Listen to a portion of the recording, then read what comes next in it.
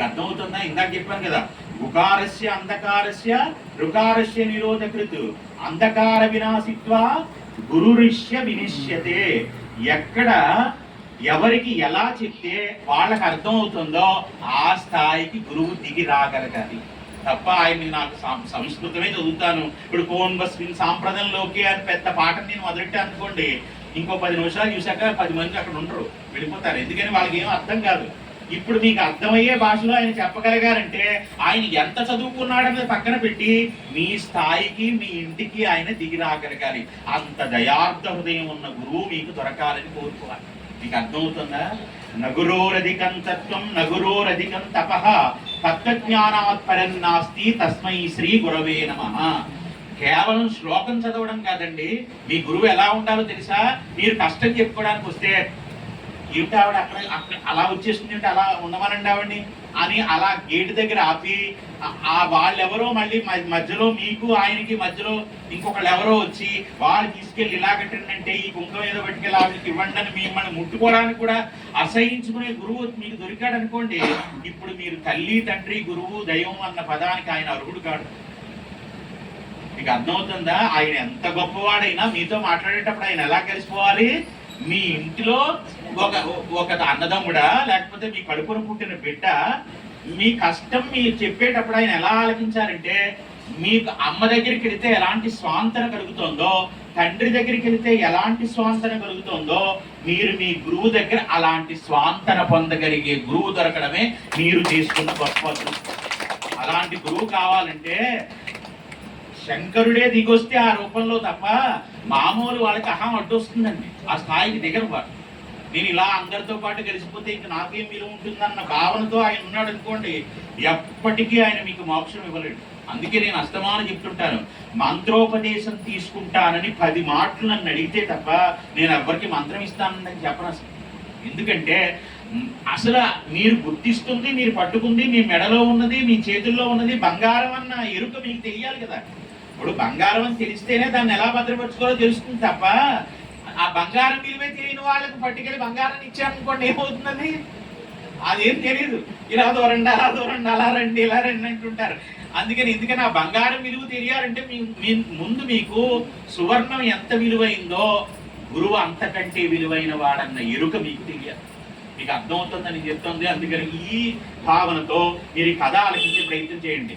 ఇవాళ నేను ఎప్పుడు ఆ ప్రసంగాల్లోకి ఎవరిని పేర్లు పెట్టి తీసుకురాను, కానీ ఇవాళ తీసుకురావాల్సి వస్తుంది. ఎందుకంటే ఇవాళ కొంచెం నెమ్మదిగా ఇక్కడ కూర్చుంది ఇవిడ. ఎందుకంటే ఎప్పుడు అటు తిరిగి ఇటు తిరిగి వచ్చే వాళ్ళని వెళ్ళే వాళ్ళని వీళ్ళని అలా కూర్చోండి రండి ఇది చెప్తూనే సరిపోతుంది తప్ప ఆవిడ ఎప్పుడు నా ప్రసంగం ఆలకించదు.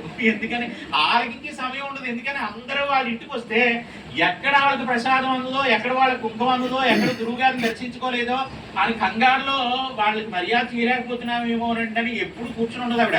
అటు ఇటు తిరుగుతుంది. అయ్యో వాళ్ళకి మంది వచ్చేసారు, వాళ్ళకి ఏం మర్యాద చేయలేకపోయినా. ఇప్పుడు ఈ భక్తి ఏం చేస్తుందో తెలుసా అంటే వాళ్ళని ఎలా ఉద్ధరిస్తుందో చూడండి. ఒక భక్తురాలు ప్రతి పౌర్ణమికి గురువు గారి పాదాలను ఉపాసన చేయడం బాగా భగవద్భక్తిగా పెట్టుకుందట.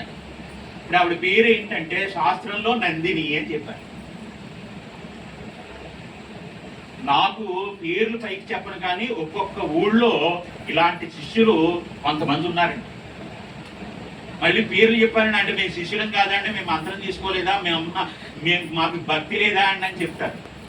ఇప్పుడు ఆ నందిని అనేటువంటి ఆవిడ దగ్గరికి ప్రతి పౌర్ణానికి గురువు గారు వచ్చి కాదు ఆవిడ ఎప్పుడు పిలిచినా వచ్చి ఆతిథ్యం స్వీకరించి గురువు గారు ఆ ఇంటి చిన్నపిల్లాడిలాగా మసిలి వెళ్ళేవారట.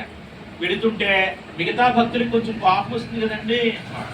ఇప్పుడు భావజాలం ఎలా ఉంటుందంటే మనం ఆ మాత్రం సౌకర్యం మనం చేయగలమా, మన ఇంటికి రమ్మంటే ఇప్పుడు ఇది ఇక్కడ పెట్టాలని రూల్ లేదండి. గారి ఇంటి దగ్గరే పెట్టాలి గురు పూజ అని ఏం లేదు. మీ ఇంటికి రమ్మంటే మీ ఇంటికి వస్తాను నేను. ఇక్కడ పెట్టడం ఎందుకో తెలుసా, ఈ మాత్రం సౌకర్యమైనా చేయగలం. ఎందుకంటే మనం సంసారంలో ఉన్నవాళ్ళం, ఇంట్లో మగవాళ్ళు, ఈ బిడ్డలు వీళ్ళందరూ ఒప్పుకోవాలి. భగవంతుడు ఏ జన్మలో చేసుకున్న పుణ్యతీర్థాలు ఎంత సులువుగా తిరిగిందో గురువు పాదాలను కూడా అలా పెట్టుకునే అవకాశం భగవంతుడు ఆవిడకి ఇచ్చాడు. ఆవిడ వంకరంగా అస్తమానం మా నాగలక్ష్మి గారు చెప్తుంటారు, భర్త గారు పుణ్యవారం గురువు గారిని మనం దర్శనం చేసుకున్నాం సంవత్సరానికి 2 సార్లు. గృహస్థు ధర్మంలో ఉన్న వాళ్ళకి గురువు భక్తి ఉన్నా అందరికీ అవకాశం విసులుబాటు దొరకదు. చూడండి, నేను మామూలుగా అయితే వైజాగ్ వెళ్ళిపోతాను, మీ అందరి గురించి కూడా ఆలోచించను. ఆవిడ గురుభక్తి ఏంటో తెలుసా? మంగళవారం 6 గంటలకల్లా పౌర్ణమి గడియలు వచ్చేసి కప్పట్లు కొట్టాలి నిజంగా మీ అందరి గురుభక్తి కూడా. ఎందుకంటే రేపు నేను వైజాగ్ వెళ్ళిపోతే వైజాగ్లోనే నాకు కొన్ని వందల మంది ఉన్నారు. ఇంకా ఆ గొడవలో పడ్డా అంటే నాకు ఇంక ఇది మళ్ళీ ఇది మనస్సులో ఉన్న దర్శనానికి కుదరదు కదా. నేను ఇంకో చోట ఉన్నప్పుడు ఇక్కడ దర్శనం ఇవ్వలేను కదా. నేను సత్యసాయినో షిరిడి సాయినో కాదు కదా, నేను మీలాంటి వాడినే. ఇప్పుడు మీరు ఆలోచించండి, గురుభక్తి ఉండడం అంటే ఇవాళ రాత్రి కరెక్ట్గా 6 గంటలకు కలిసి గురు పౌర్ణమి గడియలు కలిస్తే కానీ పాదాలు గడితే ప్రయోజనం ఏముంటుంది మరి? అంటే ఆ గడియలు కూడా వాళ్ళ భక్తికి తగ్గట్టే అలా కలుస్తాయి అన్నమాట. అందుకని మీ అందరి భక్తి ఇవాళ పరిపూర్ణమైతే మంగళవారం సాయంకాలం 6 గంటలకల్లా పౌర్ణమి గడియలు ఇప్పుడు కలిసాయి. బహుశా లోకంలో గురువు పాదాలు మొట్టమొదట కడిగే శిష్యులు ప్రపంచంలో ఎక్కడైనా ఉంటే మీరు మాత్రమే. అమ్మ అనుగ్రహం ఎంత గొప్పగా ఇచ్చిందో చూడండి వాళ్ళని. ప్రకృతి అంతా మీ భక్తికి అన్ని, ఇది నా గొప్పతనం కాదండి. ఎవరికి గురుభక్తి గురు కలిగి ఉందో వాళ్ళకే ఆ దర్శనం, ఆ భాగ్యం వస్తుందన్నమాట. వాళ్ళే ఇక్కడికి రాగలుగుతారు. అనపర్తిలో ఎంతమందికి ఇచ్చారు తెలుసా మంత్రోపదేశం? నేను 100 మంది ఉన్నారు. ఏరి వాళ్ళు ఇక్కడికి ఏరి అంటే వాళ్ళకి ఏవో ఇబ్బందులు ఉంటాయి. అందరూ అనేక జన్మ సంప్రాప్త కర్మబంధ విదాహిని ఆత్మజ్ఞాన ప్రదానేన తస్మై శ్రీ గురవే నమః. ఆ గడియల్లో ఆ పాదం పట్టుకునే నమస్కారం చేసుకునే ఆనందము అదృష్టము కూడా భగవంతుడి ఇవ్వాలి. ఆ ఊరికినే అసలు వాళ్ళకి ఎప్పుడూ అవకాశం కుదరదు. కానీ ప్రతి గురు పౌర్ణానికి ఇంచుమించుగా ఆవిడ వచ్చి హాజరవడానికి ప్రయత్నం చేస్తుంది. రాజమండ్రి నుంచి ఇక్కడికి వచ్చారు. ఎవరికి ఉంది ఆ యోగం అంటే ఏదో మంచి జరిగే అవకాశం మీ జాతకంలో ఉంటేనే ఆ గడియల్లో గురువు పాదం దొరుకుతుందండి. అది గురువు ఇద్దామని ప్రయత్నం చేయడం కాదు. ఈశ్వరానుగ్రహం గురువుకి శిష్యుడికి భగవతానుగ్రహం కలిగితేనే ఇలాంటి సమయం వస్తుందన్నమాట. ఇప్పుడు అలాంటి అనుగ్రహం కలిగిన ఆవిడ నందిని ఇంటికి గురు పౌర్ణమికి ప్రతిసారి గురువు గారు వచ్చి ఆతిథ్యం స్వీకరించి వెళ్ళేవారు. ఇది ఈశ్వరుడికి ఈ గురువు గొప్పతనం ఏంటో లోకానికి చెప్పాలన్న ఆలోచన వచ్చి భగవంతుడు గురు పౌర్ణమి రోజున శిష్యులకు దర్శనం ఇద్దామని ఆ నందిని అనేటువంటి ఆ తల్లి ఇంటికి గురువు గారి ప్రయాణమై వస్తుంటే ఈశ్వరుడు ప్రత్యక్షమయ్యాడు సాక్షాత్తుగా శంకరుడికి. శివాయ గురవే నమః. బాగా గుర్తుపెట్టుకోండి, మన పరంపర ఏంటో తెలుసా? సదాశివ సమారంభాం వ్యాస శంకర మధ్యమాం అస్మదాచార్య పర్యంతాం వందే గురు పరంపరాం. ఈ శ్లోకం నేర్చుకోవాలి. మన గురువులు ఎక్కడి నుంచి ప్రారంభమయ్యారు? సదాశివ సమారంభం. మొదటి గురువు ఎవరు లోకానికి?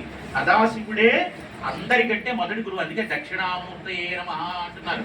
శంకరుడే మౌన వ్యాఖ్యతో వచ్చాడు. అందుకని దక్షిణం ముఖంగా కూర్చున్నాడు కాబట్టి ఆయనకి దక్షిణామూర్తి అని పేరు వచ్చింది. అసలు ఆయన పేరు శంకరుడే. ఎందుకని? శుభం చేసేవాడు ఎవరున్నారో ఆయనకే గురువు అని పేరు. శుభం కోరేవాడు ఎవరున్నాడు లోకంలో? గురువే కోరతాడు. అందరి శుభం కోరేవాడు ఎవరో తెలుసా? వచ్చిన వాడికి రాని వాడికి లోకా సమస్తా సుఖినో భవంతు. మర్చిపోయినా సరే కానీ గురువు ఎప్పుడు ఆపద వాటిల్లాలని కలలో కూడా కోరుకోకూడదు. అలా కోరుకున్నాడంటే ఇప్పుడు నా పాదాలు పట్టుకోవడానికి రాలేదు మీరంటని నేను శాపం ఇవ్వకూడదు. ఎందుకని? గురువు అంటే తల్లి, గురువు అంటే తండ్రి, గురువు అంటే దైవం. వాళ్ళకి మరుపు రావచ్చేమో కానీ నీ మనస్సు మాత్రం మారకూడదు. ఎందుకని? వచ్చినా అదే ఆశీర్వచనం, రాకపోయినా అదే ఆశీర్వచనం. అప్పుడు గురువు అవుతాడు. మీరు ఎందుకు రాలేదంటే నేను మళ్ళీ రేపు పొద్దున్న సైకిల్ వేసుకుని మీ అందరింటికి వస్తానండి. నేను మీరు రాలేదే నాకు గురు పూజ చేస్తుంటాను, నేను వస్తానండి మీ అందరింటికి. వస్తే పొందేది మీరే, రాకపోతే పోగొట్టుకునేది మీరే.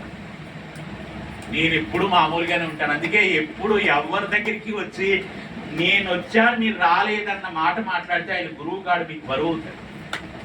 మీకు రావాలన్న యుక్తి ఎవరి చేత పుట్టిందో ఆయన మాట మనం వినాలి. ఆయన ఏం చెప్తున్నాడో ఆ మాటలో సత్యం ఉందన్న ఎరుక మీకు ఎవరి వాక్కు చేత కలుగుతోందో ఆయనే మీకు నిజమైన గురువు. అలాంటి గురువుని పట్టుకుని ఇప్పుడు